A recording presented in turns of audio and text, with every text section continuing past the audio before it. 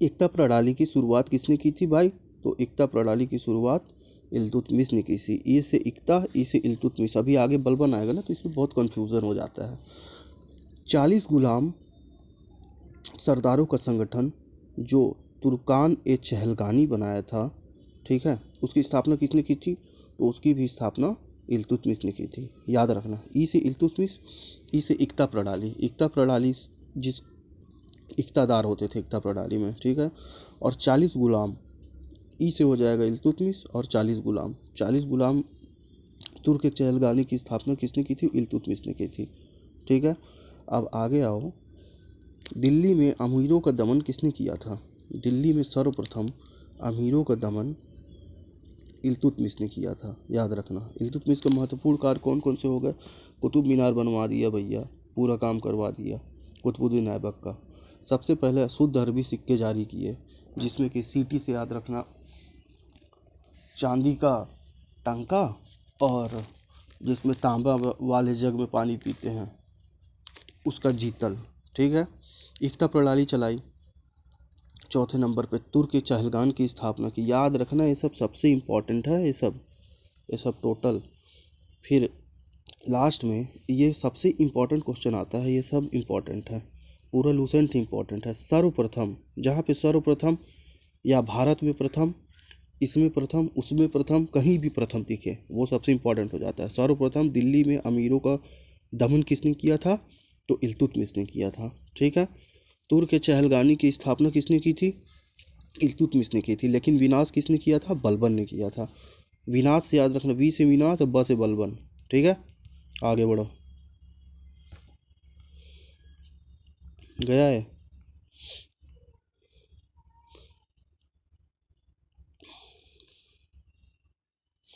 इल्तुतमिश लाहौर से राजधानी स्थानांतरित करके दिल्ली लाया था, ठीक है।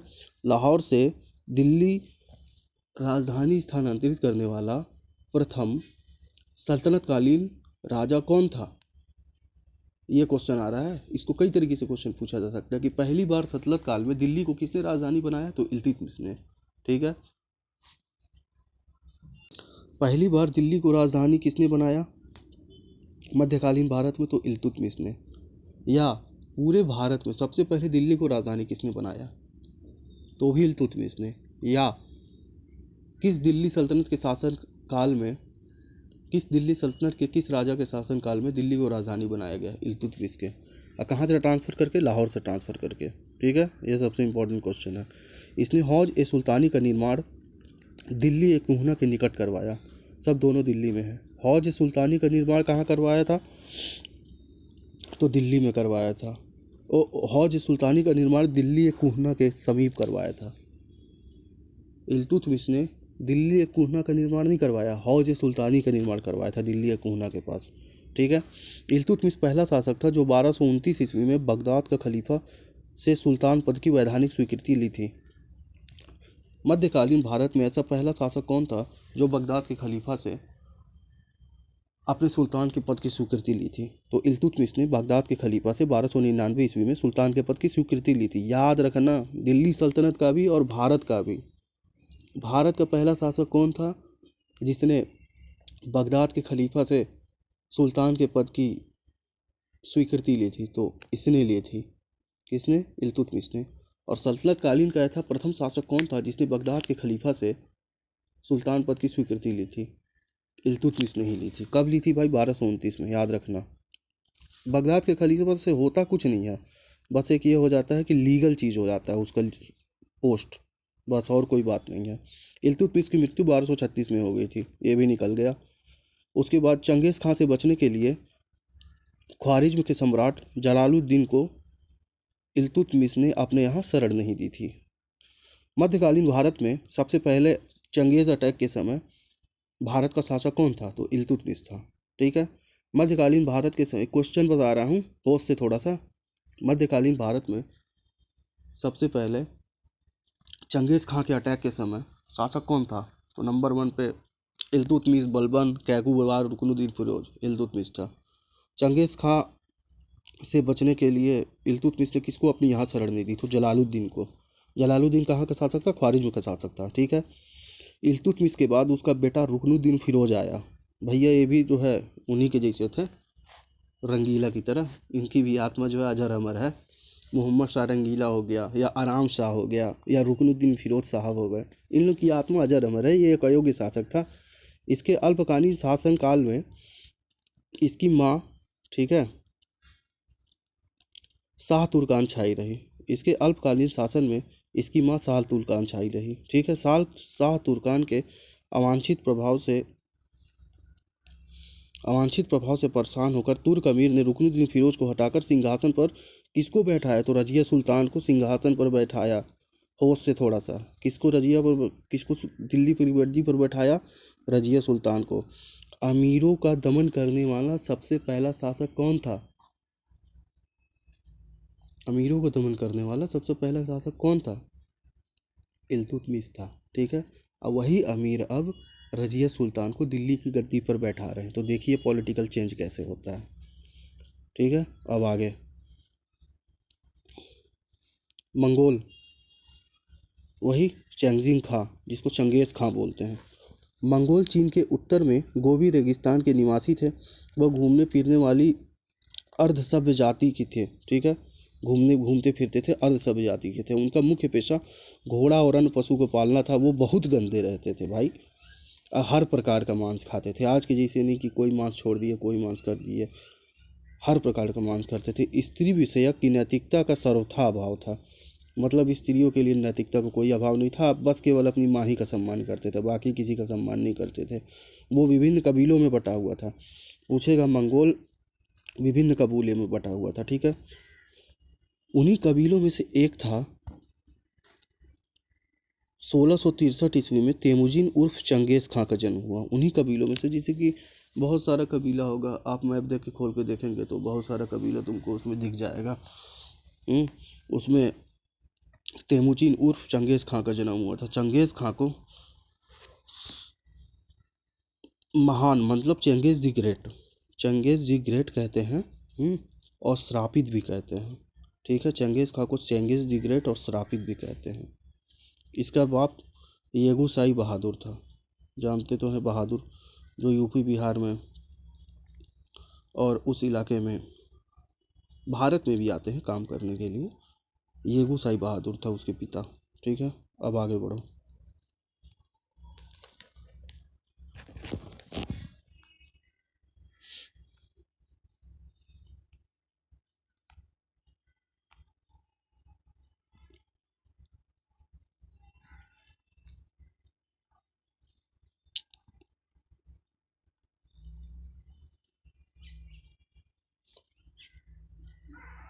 रजिया बेगम, रजिया तक तो पढ़ ली थी। रजिया को किसने दिल्ली की सुल्तान पर बैठाया था, दिल्ली की सल्तनत पर बैठाया था, राज सिंहासन पर? नंबर 1 अमीर ने, नंबर दूसरे नंबर पे रुकनुद्दीन फिरोज ने, तीसरे नंबर पे स्वयं से बैठी थी संघर्ष से, चौथे नंबर पे कोई नहीं। तो दिल्ली के अमीरों ने इसको गद्दी पर बैठाया था दिल्ली के। रजिया बेगम प्रथम मुस्लिम महिला थी जिसने शासन की बागडोर संभाली थी। भारत में सल्तनत काल में ऐसी प्रथम महिला जिसने पूरे सल्तनत काल की जिम्मेदारी, या पूरे भारत की जिम्मेदारी अपने कंधों पर ले ली, किसने? रजिया सुल्तान ने, ठीक है। रजिया ने पर्दा प्रथा को त्याग कर पुरुष की तरह चोगा और कुहाल पहनकर राज दरबार में खुले मुंह जाने लगी। काबा और कुहाल मीन्स टोपी होता है, ये दोनों पहनकर राज दरबार में जाने लगी, ठीक है। अब आगे रजिया ने मलिक जमालुद्दीन याकूब को अमीर ए आखूर का सरदार नियुक्त किया। अब पूछ देगा कि अमीर ए याकूत क्या होता है? सबसे पहले नंबर पे पहला क्वेश्चन तो ये, अमीर ए आखूर क्या होता है? तो घोड़े का डिपार्टमेंट जो है आखूर होता है। इसको कैसे याद रखोगे? घोड़ा का खूर होता है, ठीक है। घोड़ा का जो है खूर होता है, इससे याद रखना अमीर ए आखूर। और इसमें किसको नियुक्त किया गया? जमालुद्दीन याकूत को, ठीक है। खूर से कूदता बहुत है घोड़ा, इसलिए याकूत, ठीक है। अब आगे आओ। गैर तुर्कों को सामंत बनाने के रजिया के प्रयासों से तुर्क अमीर विरुद्ध हो गए। उसे बंदी बनाकर गद्दी पर मुइजुद्दीन बहराम शाह को बैठा दिया। देखिए अमीर का कितना पावर होता है। अमीर जो है गैर तुर्क होंगे, जो इंडियंस होंगे, उन पे उनको रजिया सुल्तान अमीर बनाने के चक्कर में, अपने यहाँ स्थान देने के चक्कर में अपनी गद्दी खो दी। तुर्क अमीर उसके विरुद्ध हो गए, जो तुर्की के थे। याद रखना, इम्पोर्टेंट लोगों का एक ग्रुप चलता था जिसको अमीर बोलते थे, वो स्पेशली तुर्की के थे, ना कि भारत के थे। तुर्क अमीर जो है इसके खिलाफ विरुद्ध हो गए और इसको हटाकर किसको गद्दी पर बैठा दिया? मुइजुद्दीन बहराम शाह को। रजिया सुल्तान, अब भाई विवाह भी हो गया अल्तुनिया से, ठीक है। शादी करने के बाद रजिया पुनः गद्दी का प्रयास किया, लेकिन रजिया का हत्या कर दिया 13 अक्टूबर 1240 को। डाकू द्वारा हत्या कर दिया था कैथल के पास। क्वेश्चन आता है कि रजिया की हत्या कहाँ पे कर दी गई थी? तो डाकुओं द्वारा हत्या कर दी गई थी कैथल के पास। हाँ, डाकुओं द्वारा हत्या कर दी गई थी कैथल के पास। अब आओ, बहराम शाह को बंदी बनाकर उसकी हत्या 1242 में कर दी गई। दिल्ली के सुल्तान अलाउद्दीन मसूद शाह बना। बहराम शाह के बीच वहाँ पे रजिया सुल्तान को हटाकर जो तुर्क अमीर ने बनाया था जिन्हें, उसकी भी हत्या करके अलाउद्दीन मसूद शाह बन गया। बलबन के द्वारा षड्यंत्र करके अलाउद्दीन मसूद शाह को, अब देखो सबसे इंपॉर्टेंट आदमी आ गया बलबन। बलबन के द्वारा षड्यंत्र करके 1246 ईस्वी में अलाउद्दीन मसूद शाह को सुल्तान के पद से हटाकर नसरुद्दीन महमूद को सुल्तान बना दिया। नसरुद्दीन महमूद कौन था? तो ससुर जी था बलबन का, अपने ससुर जी को बैठा दिया गद्दी पर, ठीक है। नसरुद्दीन महमूद एक ऐसा सुल्तान था जो टोपी सीकर जीवन जीता था। टोपी सीता था भाई, टोपी बेचता था, बेचारा बहुत शरीफ आदमी था, टोपी सीकर जीवन जीता था। बलबन ने अपनी पुत्री का विवाह दामाद को बैठा दिया था। नसरुद्दीन महमूद उसका दामाद था, याद रखना। नसरुद्दीन महमूद उसका बलबन का दामाद था। बलबन जो है ससुर जी था। ससुर जी ने दामाद को क्या गिफ्ट दिया था? ससुर जी ने दामाद को गिफ्ट दिया था दिल्ली की सल्तनत। हो सकता है माथा ठरक जाए, किसी का क्वेश्चन भी बना दे कि दिल्ली के सल्तनत के किस सुल्तान ने ससुर जी ने दामाद को क्या गिफ्ट दिया था। ये एक ऐसा क्वेश्चन आता भी है मॉडर्न इंडिया में कि मुंबई जो है पुर्तगालियों ने ब्रिटिश को दहेज के रूप में दिया था मुंबई को। वही क्वेश्चन यहाँ पे भी है कि दिल्ली सल्तनत में ससुर जी ने दामाद को गिफ्ट दे दिया नसरुद्दीन महमूद को, ठीक है। दिल्ली सल्तनत का राजा बना दिया, किसको मार के? अलाउद्दीन मसूद शाह को पद से हटा के, मार के नहीं। बलबन ने अपनी पुत्री का विवाह नसरुद्दीन महमूद से किया था। नसरुद्दीन महमूद जो है दामाद थे। बलबन का वास्तविक नाम बहाउद्दीन था, ठीक है। इल्तुतमिश का गुलाम था। देखो ये भी इल्तुतमिश का गुलाम है, बलबन भी इल्तुतमिश का गुलाम ही था। गुलाम जो सबसे इम्पोर्टेंट होता है ना, वही कब्जा करता है। इससे ये मिडाइवल इंडिया में ट्रेंड देखने को मिलता है। बहाउद्दीन उसका नाम था। वह इल्तुतमिश का गुलाम था। तुर्कान चहलगानी का विनाश बलबन ने किया था। देखो तुर्क चहलगानी की स्थापना किसने की थी भाई? इल्तुतमिश ने की थी, ठीक है। अब विनाश किसने किया था? बलबन ने किया था, ठीक है। अब आगे बढ़ो।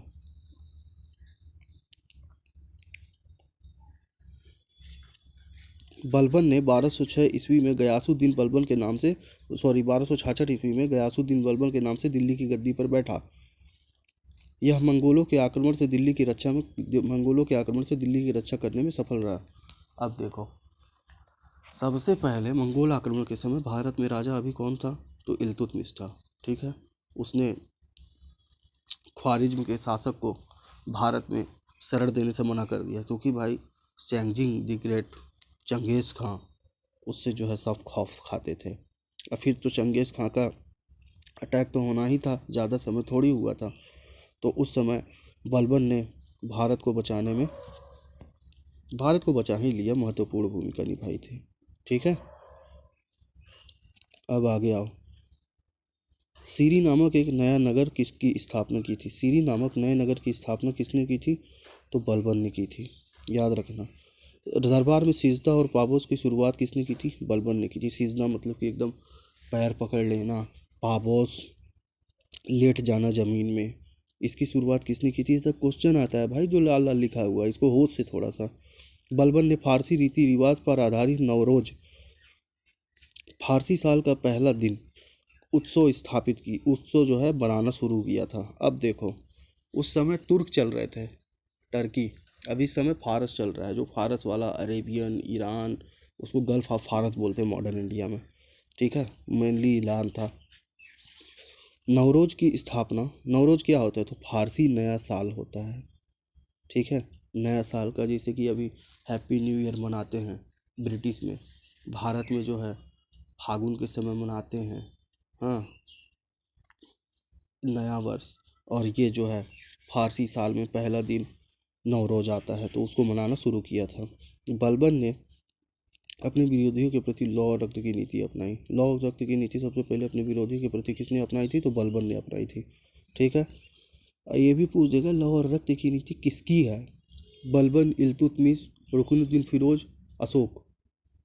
यहाँ तो पढ़ने में मज़ा आ रहा है, जब ऑप्शन मिलता है ना तो आदमी का दिमाग ठिकाने आ जाता है। तो बलबन ने की थी, याद रखना। बल और लोहा का मिश्रण, ऐसे याद रखना। नसरुद्दीन महमूद ने बलबन को उलूग खां की उपाधि दी थी, मतलब दामाद ने ससुर को उलूग खां कह दिया, उलूग खां की उपाधि दे दी, ठीक है। उलूग खां की उपाधि नसरुद्दीन महमूद ने बलबन को दी थी, दामाद ससुर जी को दी थी अपने।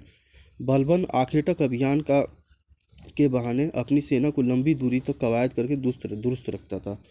आखेटक मतलब कि चलो अभी तत्काल मारने पीटने चलना है, खोजने चलना है किसी को, तो उसके बहाने सेना हमेशा जो इम्पोर्टेंट पावर होता है, क्योंकि सेना और सेनापति, उस सेना को दुरुस्त रखना बहुत इंपॉर्टेंट होता है। सेना के ही दम पे अशोक, चंद्रगुप्त मौर्य, बाकी सब शासक, समुद्रगुप्त भारत में विजय किए, भारत का नेपोलियन कहलाए।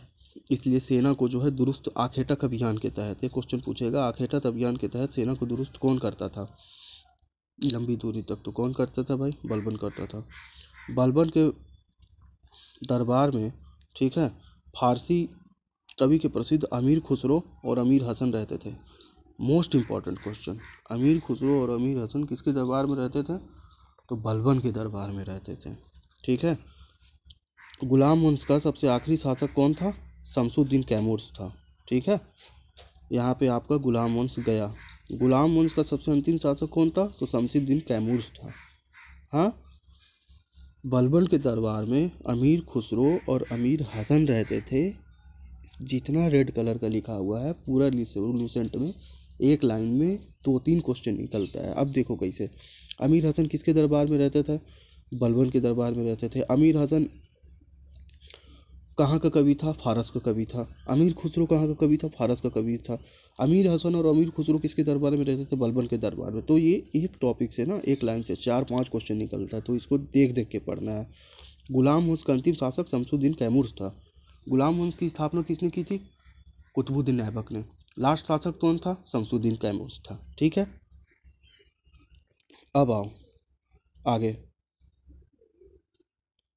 सल्तनत काल में सुल्तान की उपाधि धारण करने वाला पहला शासक कौन था, महमूद गजनी था, ठीक है।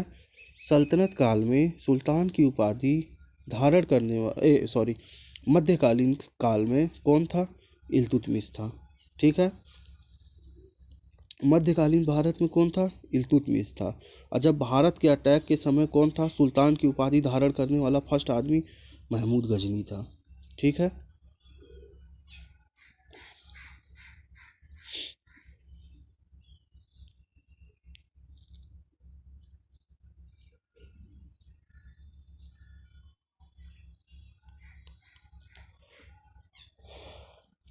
ये हम लोग का कुतुबुद्दीन ऐबक ख़त्म हो चुका है, गुलाम वंश ख़त्म हो चुका है। अब कल पढ़ेंगे खिलजी तुगलक सैयद लोसी, उसको भी ख़त्म कर देंगे, ठीक है। बाकी रिवाइज करके रखना। Bye bye.